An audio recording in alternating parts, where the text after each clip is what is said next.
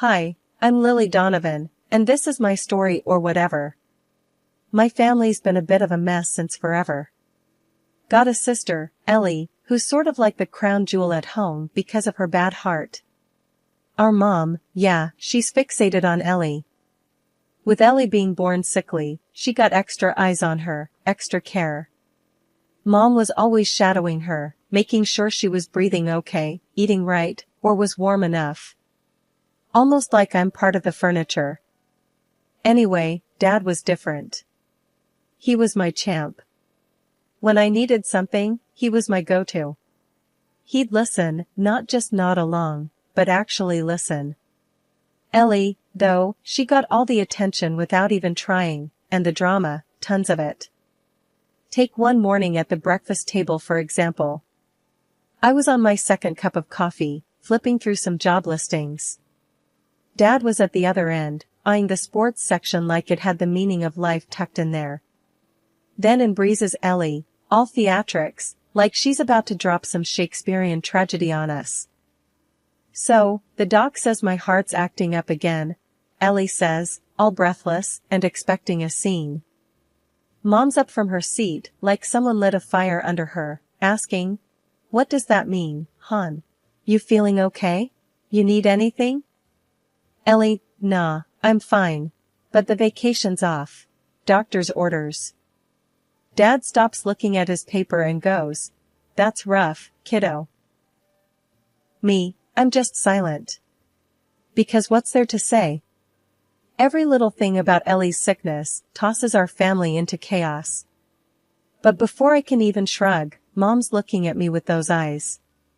You know the type, like I've suddenly kicked a puppy by being quiet. And out of nowhere, I decide to toss in my 2 cents, maybe it's not the end of the world, right? Mom almost jumps at me. "Lily, can't you see your sister's struggling?" Ellie just slurps her juice, watching the show. I shrug. Just saying. There's worse stuff out there, ain't there? Ellie puts her glass down and says, "Nice, sis. Real supportive." Dad finally puts down the paper like he's about to referee a boxing match. "Ease up on your sister, Ellie." But Mom ain't having it, she can at least act like she cares. I push back from the table, this is the same old song and dance. I tell them straight, "Look, Ellie plays sick and we all gotta dance. I'm sick of it." Literally.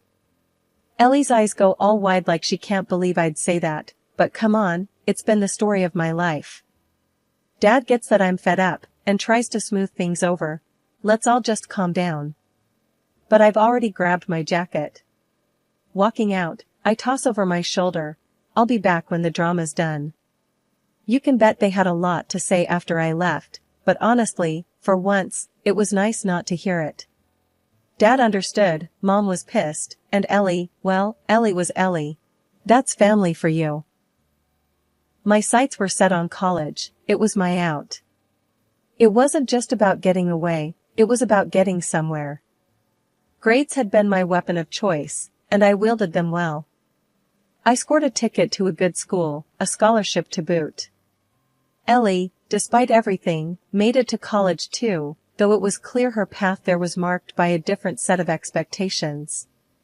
She was out to prove something, but I still wasn't quite sure what.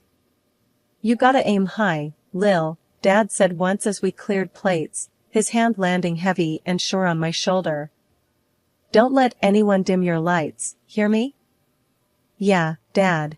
I hear ya." I smiled, tucking those words close. It was the quiet fuel I needed. To soar. To escape. To be more than just Lily Donovan, sister to the kid with the weak heart, daughter to a mother with uneven scales. College was a different world. I had my nose in the books, pushing hard to make something of myself. Ellie, she just couldn't hack it. She was lost, floundering in seminars and lectures, like she was trying to read a map with no legend. She dropped the news on me like a bomb, the tinny voice from my cell speaker signaling surrender. "College ain't my jam, Lily," Ellie said, her words lackluster. "I'm dropping out." I balanced the phone between my ear and shoulder, multitasking between the call and my constitutional law textbook. You're bailing? Just like that? Got better things lined up than being a brain like you, she snapped back. There was a heavy dose of her trademark venom in her voice. The same one that could turn from sweetie to serpent in a single sentence. So, what?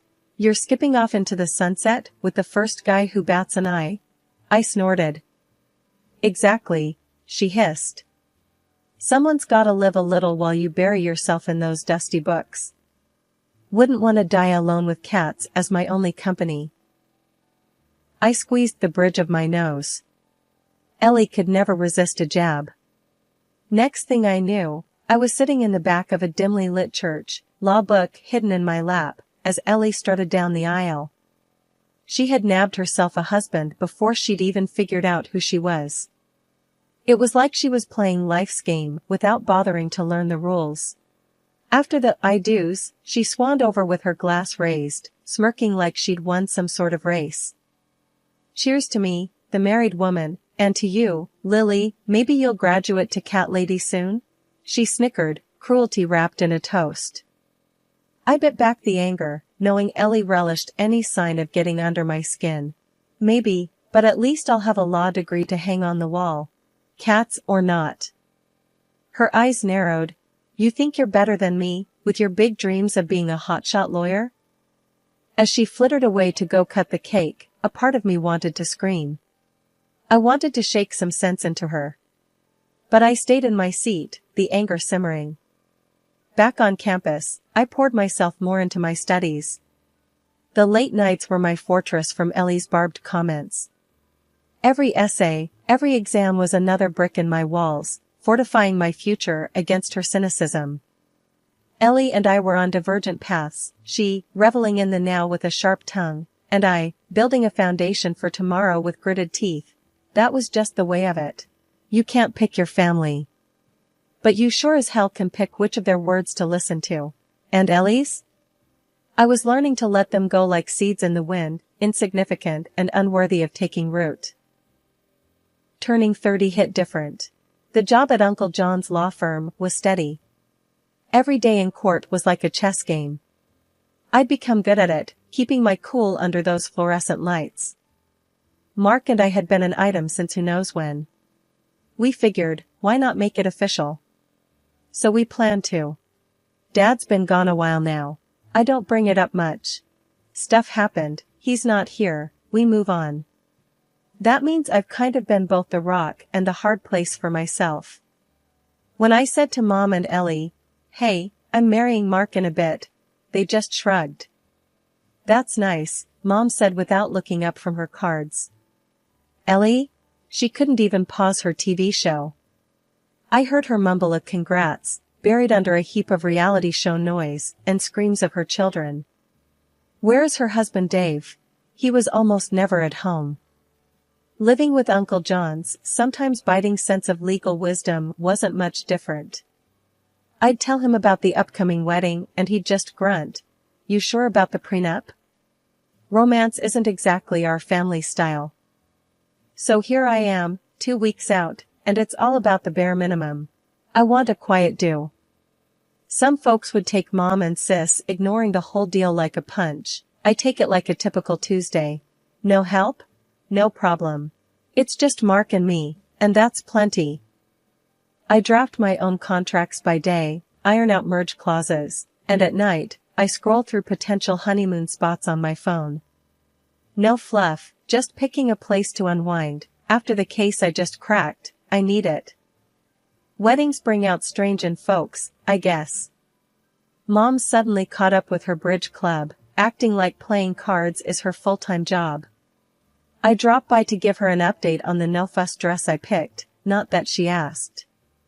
She barely glances up, don't stress. It'll be fine.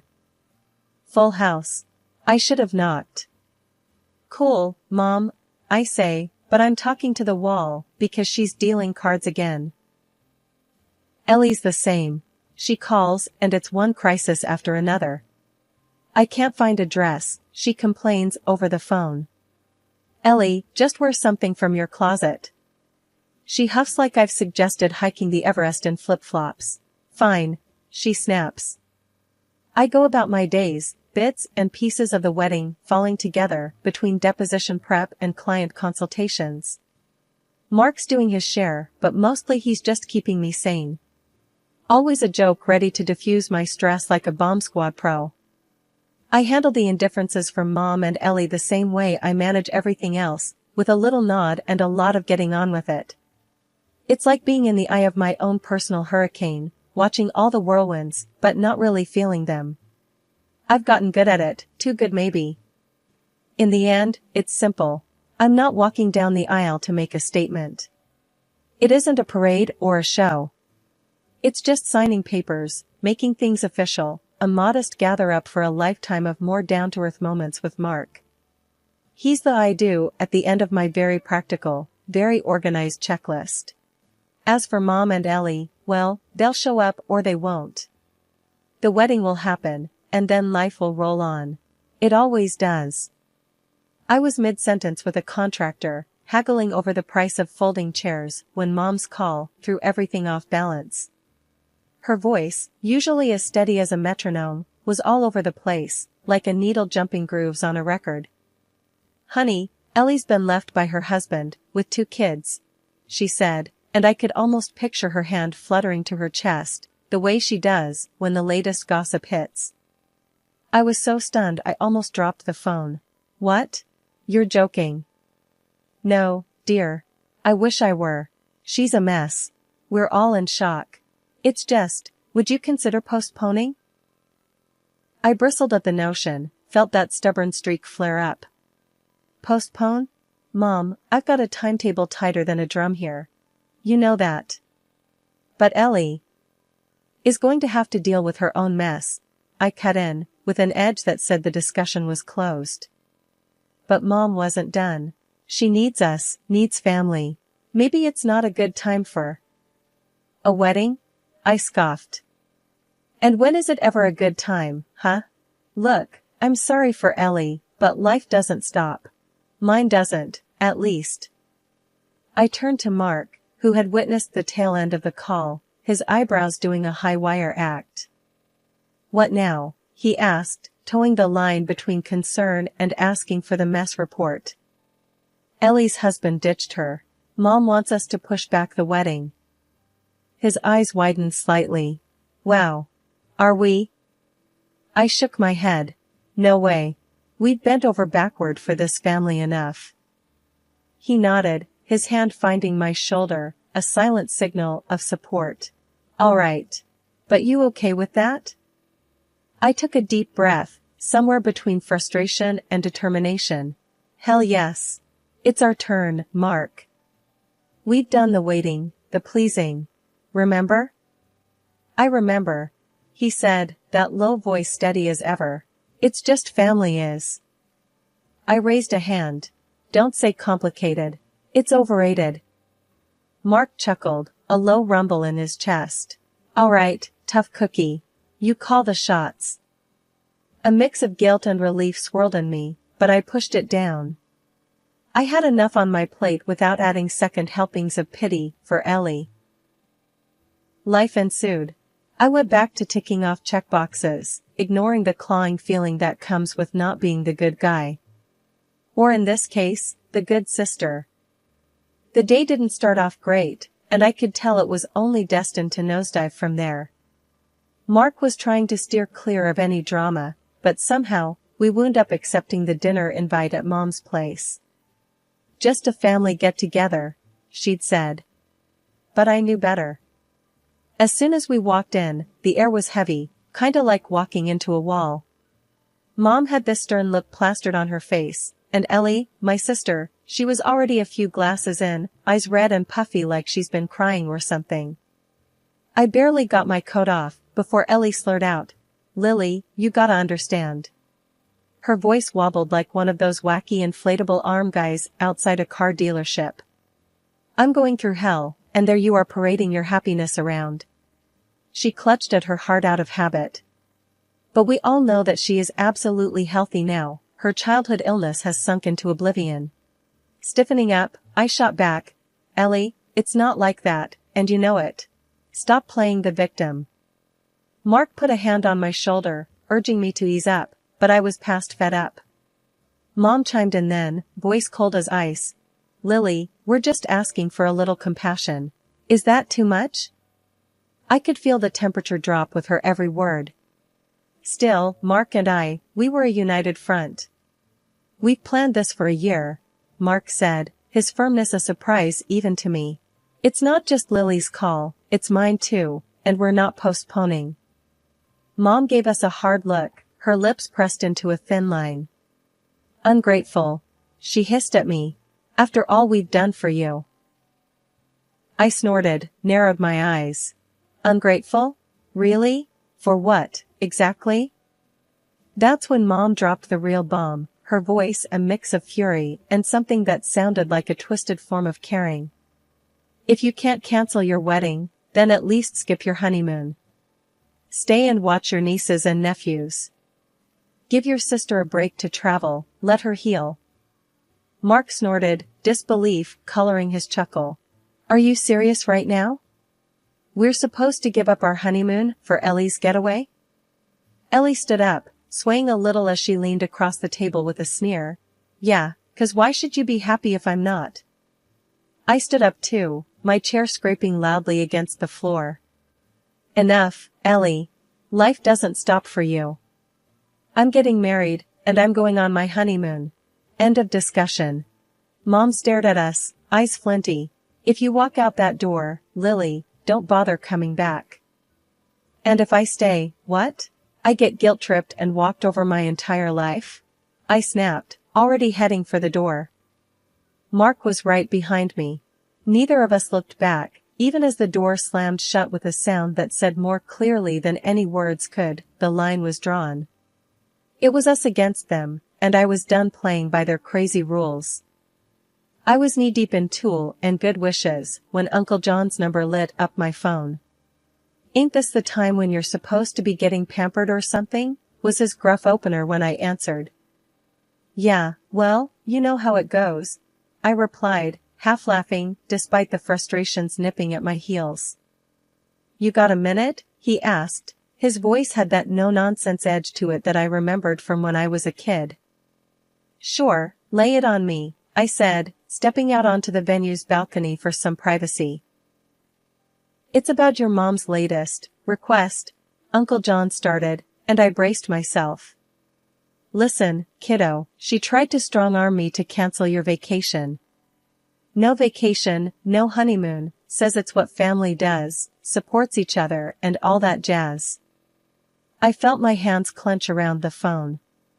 "Is that right?" I managed to say, trying to keep the ice out of my voice. "Yeah, but don't worry, I told her where to shove it," Uncle John replied, and I could almost hear him spitting the words out. "Uncle Jay, you didn't have to get involved," I said, the gratitude and stress mixing up inside me. I'll fight your corner any day. This is your time. You and Mark deserve to enjoy all of it, without any crap thrown your way. I just can't believe she's trying to ruin my wedding and break my honeymoon," I said, rubbing my temple. "Stubborn as a mule, that sister of mine," he chuckled, but it was that kind of laugh that didn't reach the eyes. "Anyway, I've got your back. You two just focus on tying the knot and then getting naughty on your own time, if you catch my drift." I laughed, a real laugh this time. "Couldn't have said it better myself, Uncle." "Course you couldn't. I'm the family wordsmith," he said, his voice proud as a peacock. Then he lowered it a notch. "Remember, kiddo, you're doing nothing wrong. Go, get married, be happy." I promised I would and hung up, feeling a notch lighter, but with the weight of the whole situation still sitting on my chest like an unwelcome cat. The rehearsal dinner was buzzing when I got back. Mark caught my eye across the room and frowned when he saw my face. "Everything okay?" he mouthed. I nodded and made my way through a sea of relatives and friends, plastering on a smile like it was lipstick. Mark met me halfway, his hands finding mine, his eyes searching my face. You're worrying me, he said. It was Uncle John. Mom's trying to recruit him into her save the date but screw the honeymoon campaign. I sighed, feeling the whole thing splayed out again. He snorted. She's relentless. Like a dog with a bone, I agreed. But Uncle John's not biting. I swear, he's the only one actually standing up for us. Well, we've got each other. That's the main thing, Mark replied, and wrapped me in a hug that felt like armor against the world's crazy. The murmur of family and friends bubbled around us, all unsuspecting of the undercurrents they were swimming in. The table settings gleamed, glasses clinked, and laughter soared like fireflies in the evening light. As I lay down that night, with the stars wearing their best shine outside my window, I could only hope that our next chapter would be written on the bright side of this often too shadowed world. Mark's steady breathing in the dark was a promise and question all at once. It didn't matter what came next. His yes matched my yes, and that felt like the only answer we'd ever need. After what they tried to pull off, Mom and my sister said they wouldn't be caught dead at my wedding. They made sure everyone knew it too, telling anyone who'd listen that I was just a cold piece of work. They didn't stop there, though. They started spreading all sorts of nonsense around town about me, but you know what? It didn't matter one bit. The big day came, and it was nothing short of awesome. Our family and friends filled the place up. There were so many of them. Aunts, uncles, cousins, everyone was there, laughing and joking around. It was loud, and it was fun, and nobody brought up Mom and Sis. It was like we all agreed not to let them ruin the vibe. My bridesmaids were a whirlwind of activity. Girl, are those butterflies in your stomach? Or just the 2 bottles of champagne we guzzled? Lisa, always the joker, nudged me with her elbow as she adjusted my veil for the 100th time. Just excitement, I guess, I replied, my smile as wide as the horizon. Well, you look banging, Jen chimed in, her hands making tiny adjustments to my bouquet. Mark's gonna fall over when he sees you. The ceremony space was filled with the tunes of a string quartet digging into my favorite classics, nothing fancy, just raw music that filled the soul. Damn, can you believe you're about to get hitched? Lisa sighed, her tough tone softened a touch by the moment. Believe it? I planned it, down to the last petal. I laughed as I peeked through the crack of the door at the guests filtering in. The ceremony was a blur of words and emotions. When it came time to exchange vows, Mark's voice filled the room. I promise to keep it real, to be your partner in crime, to have your back, and make you laugh when life sucks. I took a deep breath, my hands shaking just a little. I promise to always be honest, to support your crazy schemes, to love you even when you leave your socks on the floor. The room erupted into laughter and cheers, the love tangible in the air, like the warmth of the spring sun coming through the windows. As husband and wife, you may now kiss the bride, the officiant announced, and Mark wasted no time. It was the kind of kiss that said we were in this for the long haul, for better, for worse, and hell, even for the mundane. Later, as the party wound down, Uncle John found me, his face a little shiny from the festivities. You did good, kid. And if anyone gives you trouble, you send them my way. I will, Uncle Jay, thanks for everything, I said, meaning every word. As the night drew to a close, and the last stragglers left, Mark and I stood hand in hand, taking in the moment. Ready to start this adventure? He asked, squeezing my hand. I've never been more ready for anything in my life, I replied, and we stepped out into the cool night air. We climbed into the car, cans clattering behind us, a playful, just married sign taped to the back. I looked over at Mark, his face illuminated by the streetlights as we drove away. This is it, he said, his hand finding mine. This is us, I said, feeling the truth of it settle in my bones. My new hubby and I took off to this cozy beach spot for our honeymoon. Just us, the sun, and the sea. It was like a week-long chill pill. And nope, I did not call Mom or Sis. Not once. And I didn't miss them either.